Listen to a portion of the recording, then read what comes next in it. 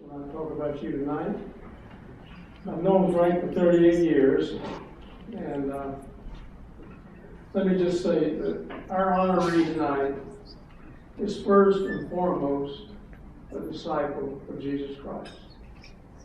He is a man that lives his religion in word and deed. And one other thing about him that I think is relevant tonight, and that is when he sets his mind to do something, he's not likely to quit once he starts. I first met him 38 years ago when I attended a Fairfax County Republican Committee meeting.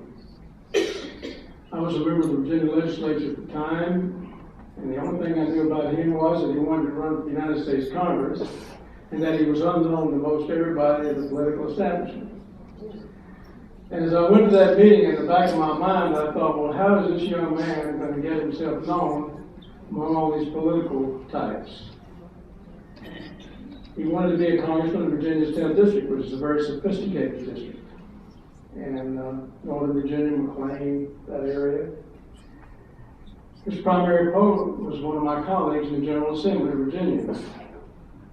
And it was overwhelmingly favored to win that primary.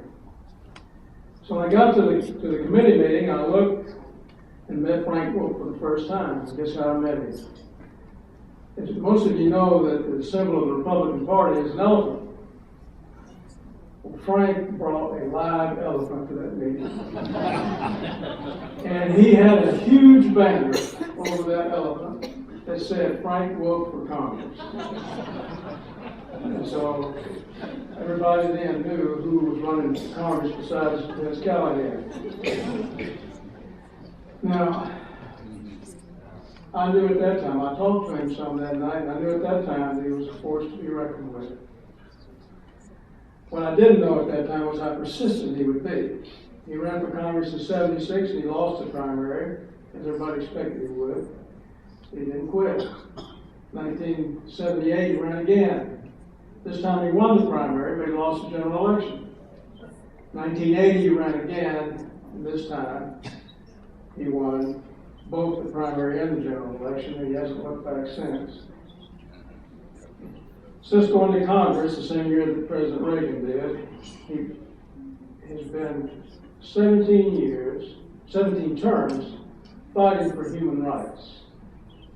He's the current chair of the House Appropriations Subcommittee that controls the budget for Commerce, Justice, and Science. He's also co-chair of the Thomas Lantos Human Rights Commission, which is a bipartisan congressional organization dedicated to raising awareness about international human rights issues. Our honoree believes that members of Congress have an obligation to speak out for those who are persecuted around the world. He has traveled to Ethiopia, Sudan, Sierra Leone, the Congo, Rwanda, and other countries in Africa to see firsthand the suffering of the people resulting from war, corrupt government, AIDS, and famine. He led the first congressional delegation to bring attention to genocide in Darfur and Western Sudan.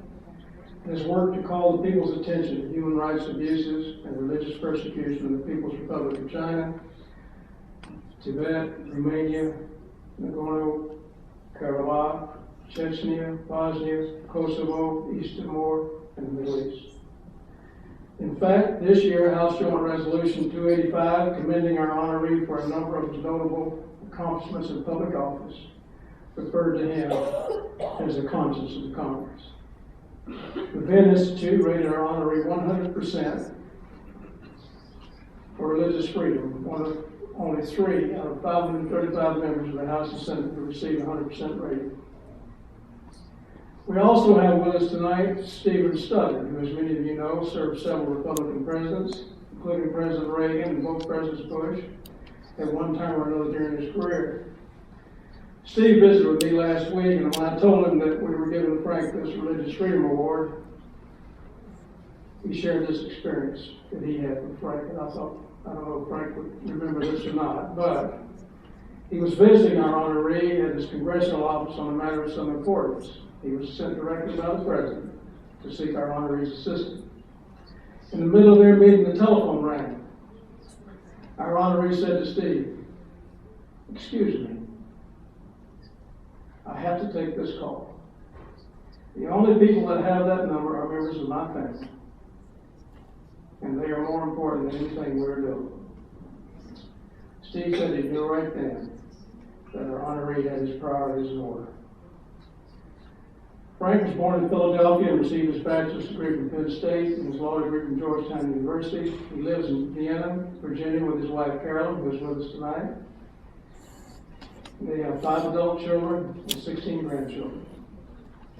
It is now an honor for me to invite Congressman Wolf to come up and accept the J. William Clark International Religious Freedom Award from Deacon Rasband. After the presentation of the award, we will be pleased to hear remarks from Congressman Wolf, who is our keynote speaker. And Frank, you're the first honoree that we've asked to be the keynote speaker.